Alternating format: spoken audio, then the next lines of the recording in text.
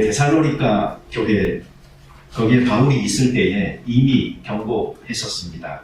앞으로 환난이 오게 될 것이라고. 그리고 실제로 데살로니가 교회에 어려운 환난이 왔습니다. 그래서 어려움 중에서 신앙을 지키기 위하여서 분투하고 있는 이 믿음의 선한 싸움을 싸우고 있는 교회에 보내는 편지에서 사도 바울은 범사에 감사하라고, 이것이 그리스도 예수 안에서 너희를 향한 하나님의 뜻이라고 이야기를 했었습니다. 감사하라. 그런데 범사에 감사하라.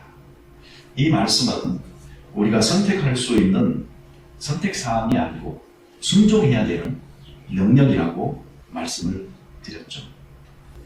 실제로 감사하면서 살기도 어려운 사람에게 범사에 감사하라는 명령을 순종하여 산다는 것은 그렇게 쉽고 만만한 일이 아닙니다.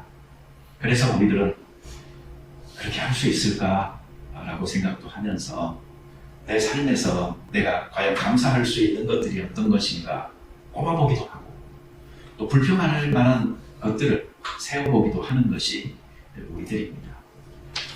우리의 습관이라는 것은 우리에게 되어지는 모든 일들 가운데서 내가 감사해야 될 일과 불평해야 될 일을 구별하는 일에 익숙한 것이죠. 그런데 제일 먼저 해야 될 일 중에 하나가 바로 그 구별을 없애는 것입니다. 그래서 범사가 바로 하나님의 뜻 가운데서 이루어지는 하나님의 운행하심이라 생각하는 여기에서부터 하나님의 주권을 인정하는 것이고, 비록 고난과 아픔이나 슬픔이 그리고 어려움이 있다 할지라도 그 가운데 하나님께서 의도하신 뜻이 무엇인가를 찾아서 감사할 거리를 발견하고, 그리고 또 감사하는 것이 그리스도인의 삶이다라는 생각을 해보게 됩니다. 여기 우리가 읽은 3절 4절의 말씀 보면은요, 바울과 함께 있는 사람들이 그 데살로니가 교인들에 대해서 왜 감사하고 있는지 그 이유가 나와 있습니다. 첫째는 그들의 그 믿음이 더욱 자라나고 있기 때문에 감사하는 것이죠. 그리고 둘째로는 그들이 각기 서로 사랑하는 것이 점점 더 풍성하게 되어지는 것을 인하여서 감사하고 있습니다. 그리고 세 번째는 박해와 환난 중에도 그들이 그 인내와 믿음으로 선한 싸움을 잘 싸우며 믿음을 지켜내는 이 모습이 너무나 아름다워서 하나님을 아는 사람들 사이에서 소문이 나는 이 일을 인하여서 바울이 감사하고, 그리고 바울 역시도 이 교회를 자랑스럽게 생각해서 내가 자랑한다 이렇게 이야기하고 있습니다. 여러분, 목사로서 한 교회를 목회하면서 지금 여기 사도 바울이 감사하고 있는 감사의 제목이 저는 우리 교회에 그대로 이루어진다면 여기서 더 바랄 것이 없겠다 하는 생각을 하고, 그리고 이 세 가지가 실제로 진보를 확인할 수 있게끔 발전해 가고 있는 것에 대해서 저는 감사를 드립니다. 여러분, 믿음이 성장하고 계십니까? 그리고 사랑이 풍성해지고 계십니까? 그리고 크리스찬의 삶을 인내로서 잘 살아가고 계십니까? 이것이 우리의 서로의 삶 속에 보여지고 그것으로 인해서 서로가 기뻐할 수 있다면 이것이 바로 초대교회 한 공동체 속에서 아름답게 표현되어진 그 믿음의 히스토리를 우리 가운데서 우리를 스스로가 써내려가고 그리고 경험하고 있는 것이다 하고 이야기해 볼 수가 있겠습니다. 어제 제가 오랜만에 다른 목사님 가정 두 부부들을 이렇게 좀 만났어요. 그래서 세 가정의 부부들이 모여서 식사를 같이 했는데, 저는 밥 먹고 우리 스트라스필드 차 빼기 시간 전에 다 헤어질 줄 알았습니다. 그런데 나중에 자리 옮겨서 비스크에 왔는데 6시 반이 돼도 안 가는 거예요. 그리고 그 시간 되니까 이제 저녁 먹으러 가자고 또 부르는 거예요.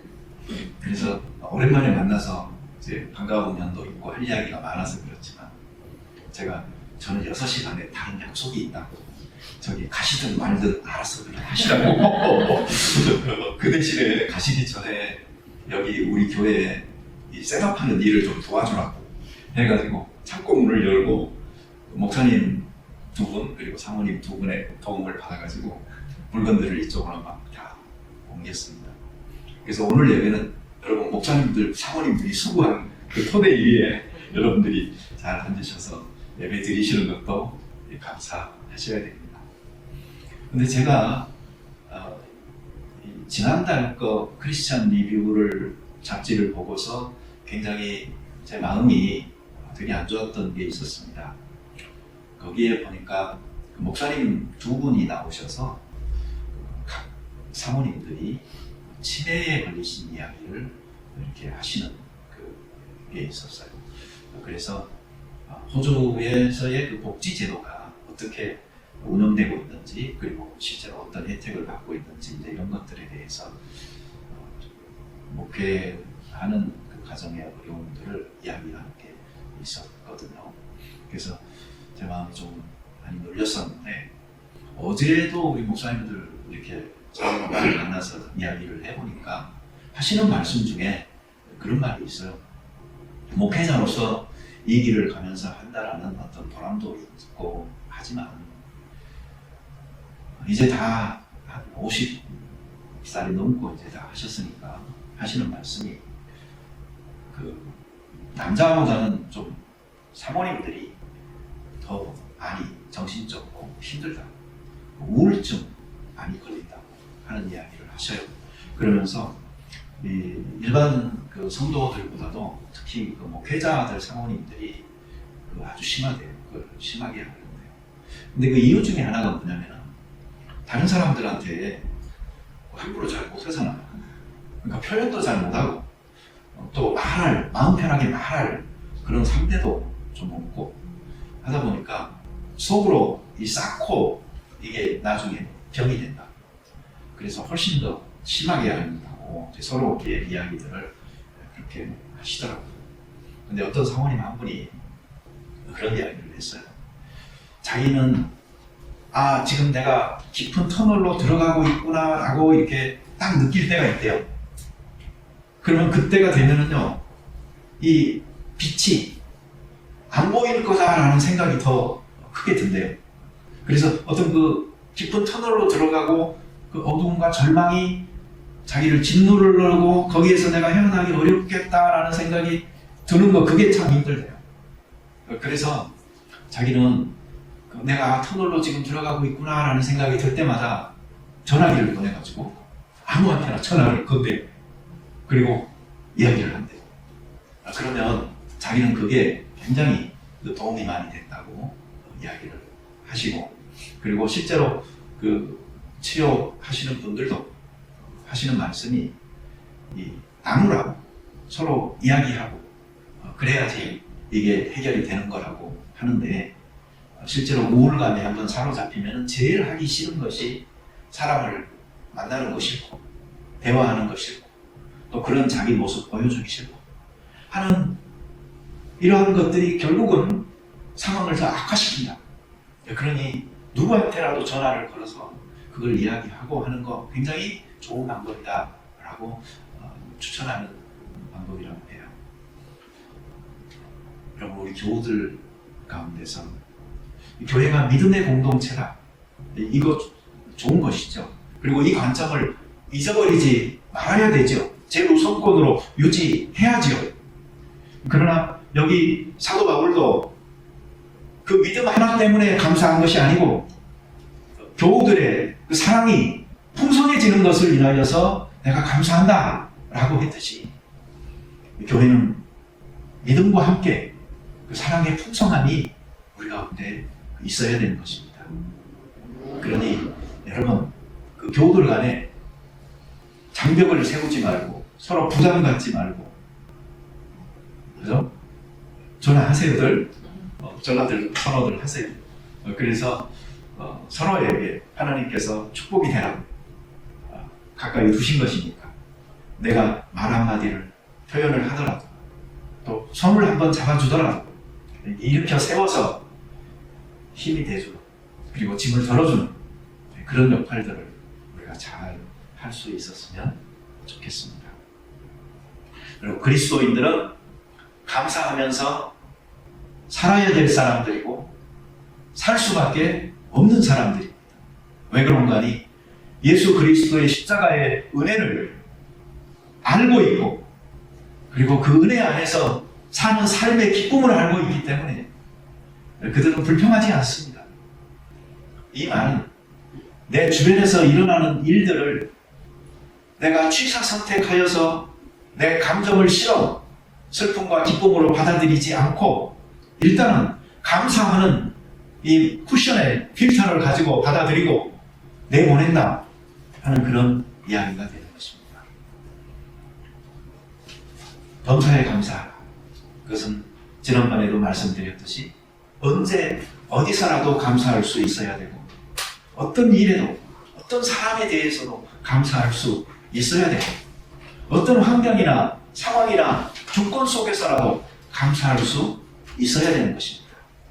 그런데 여기에 한 가지 더 하여서 내 상황에 관계없이 내 마음의 생각이나 내 감정에 관계없이 감사할 수 있는 이 변함없는 자세를 유지해야 하는데 이거 굉장히 중요합니다. 훈련이 필요하다는 말입니다. 그래서 전천후로 내 안에 나를 통제할 수 있고 내 밖에 내가 통제할 수 없는 일들에 대해서는 다 감사하는 자의 태도로 받아들이기로 작정하여 살아갈 때에 하나님께서 그 감사하는 태도를 보시고 그 사람에게 더 많은 축복을 주시는 것입니다. 이런 말 있죠.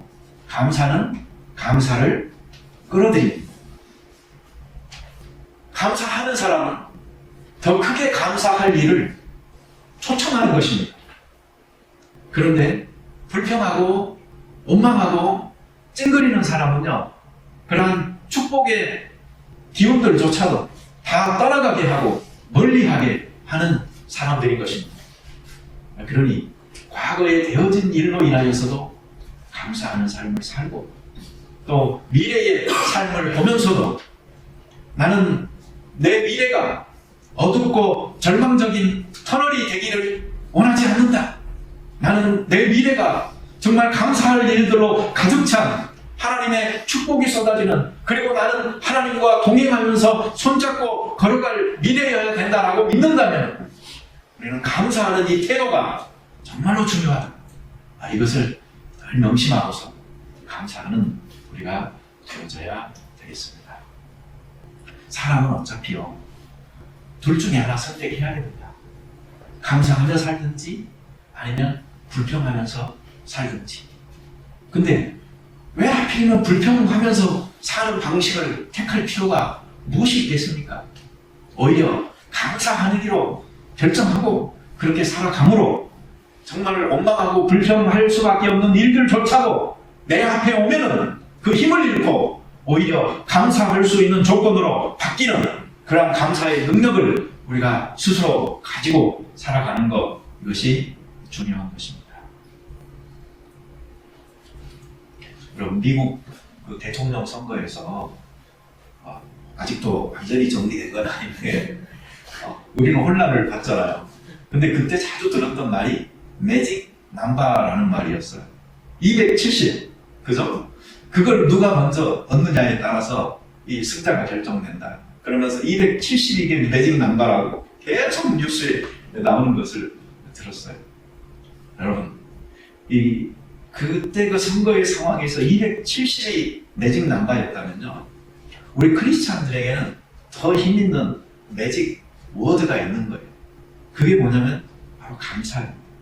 그래서 이 감사를 내 이마에 붙이고 내 마음에 내 행동으로 그 감사를 표현하면서 사는 사람은요, 그 주변이 다 감사할 수 있는 환경으로 바뀌는 것입니다.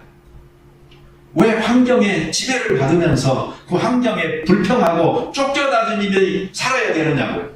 그리스도인들은 오히려 어떤 환경에 있든지 그 환경 속에서 그 스스로가 감사하는 사람이 되어져서 그 환경을 바꾸는 사람들이에요. 이 사도 바울이 빌립보서에 보면 내게 능력 주시는 자 안에서 내가 모든 것을 할 수 있다 이렇게 고백을 하잖아요. 우리 테디 집사님 카톡 사진이나 글씨가 지금은 바뀌었는지 모르겠어요. 근데 한때에 예수 안에서인가 하나님 안에서 모든 것을 할 수 있다. 그게 그 카톡의 그 문구였던 것을 제가 기억합니다. 그 도전 정신들을 가지고 산 사람들이 정말 많죠. 그런데 여러분, 그렇게 승리를 고백할 수 있는, 불가능은 없다라고 이야기할 수 있는 그 뒷배경에는 뭐가 있는 줄 압니까? 그것은 바로 그 전절에 보잖아요. 그럼 사도 바울이 이렇게 말을 해요. 내가 비천에 처해보기도 했다. 그리고 내가 부해보기도 했다. 다시 말하면 어떤 상황이든지 내가 다 경험해봤고 나는 자족하기를 배웠다라고 말을 하는 거예요. 그리고 그 후에 나오는 말이 내게 능력 주시는 자 안에서 내가 모든 것을 할 수 있다라는 그 담대함과 승리의 고백이 선포되는 것입니다. 근데 우리 그리스도인들은 그 앞에 성구는요 잘 안 봐. 그리고 그 뒷것만 붙들고 살려고 하니까 이게 문제가 되는 거예요. 사도 바울처럼 정말 비천에 처해볼 줄도 알고 풍부에 처해볼 줄도 알고 어떤 상황에서든지 자족하는 마음에 감사하는 태도를 가졌을 때 그때 그 주변의 모든 것들은 우리들에게 유익한 것으로 바뀌는 것이죠. 이런 놀라운 삶의 변화는 바로 그 키워드가 뭐냐면 자족하는 것입니다. 어떤 상황 속에서도 자족하는 그것을 체험을 통하여 배워버린 사람, 그 사람들은 이제 내가 모든 것이 가능하다라고 이야기할 수가 있는 것이죠. 여러분, 부하면 좋겠죠. 항상 부하면 좋겠죠. 그리고 어쩌면 우리는 어려움과 가난과 슬픔은 좀 멀리 두고 살면 더욱더 좋겠죠. 그러나 성경에서는 인생이라는 것이 이 두 개가 구별되지 않는다라고 이야기합니다. 이 기차의 그 레일이 두 개 선으로 같이 가야 되듯이 인생이라는 것도 이 행복과 불행이 두 개가 같이 가는 것입니다.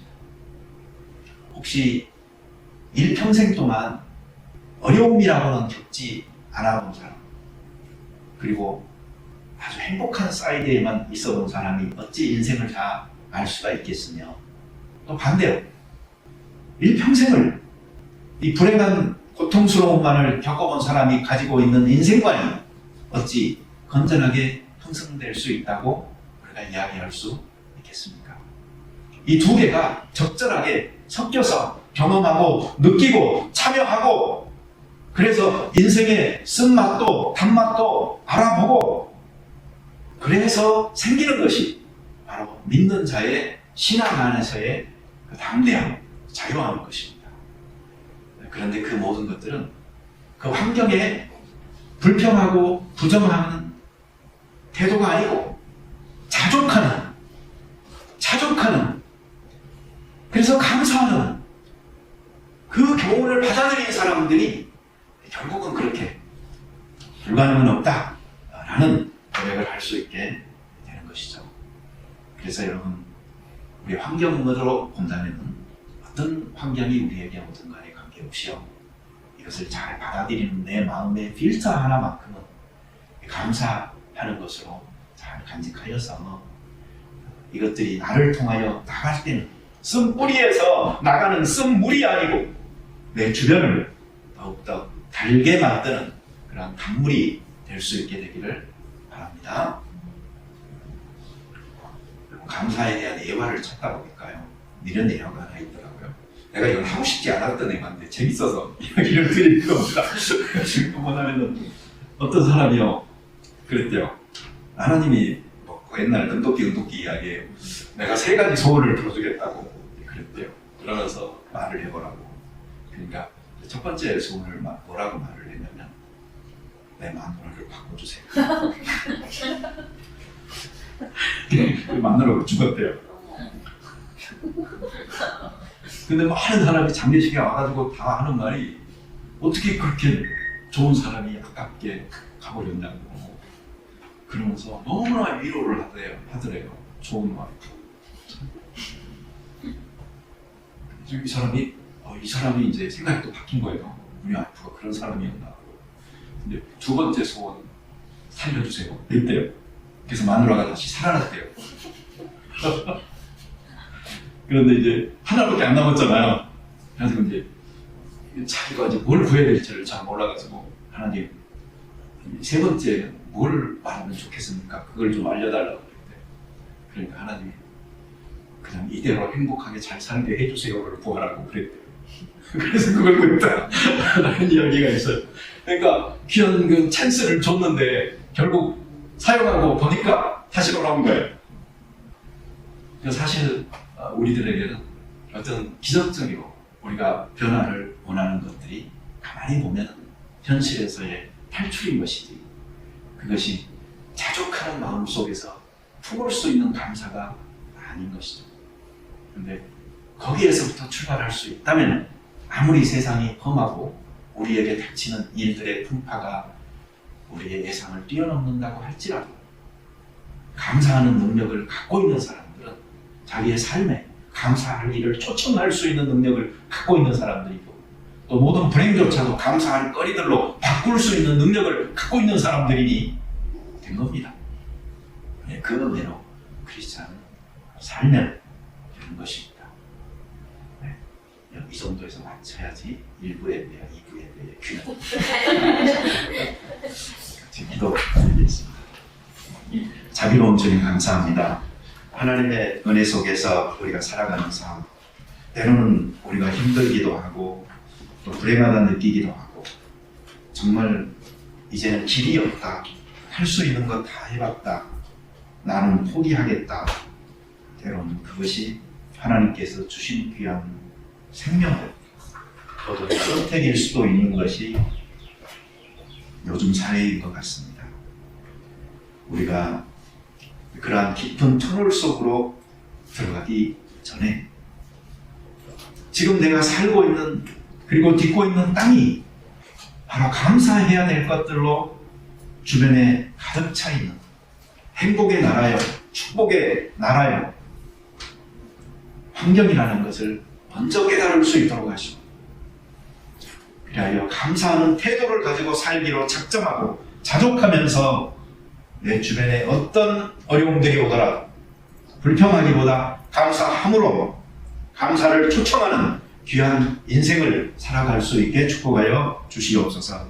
우리 성도들의 앞날에 어려움이 없도록 기도하기보다 어려움이 있더라도 이 감사의 능력과 신앙으로 이겨내어 승리하는 자를 되게 해달라고 기도하는 귀한 우리들 되게 하시고 또 실제로 선한 싸움을 싸워서 악한 모든 권세들을 물리치고 예수 그리스도의 평화와 하나님의 나라가 우리를 통하여 건설되어지는 축복을 누리는 저희들 되게 하여 주시옵소서.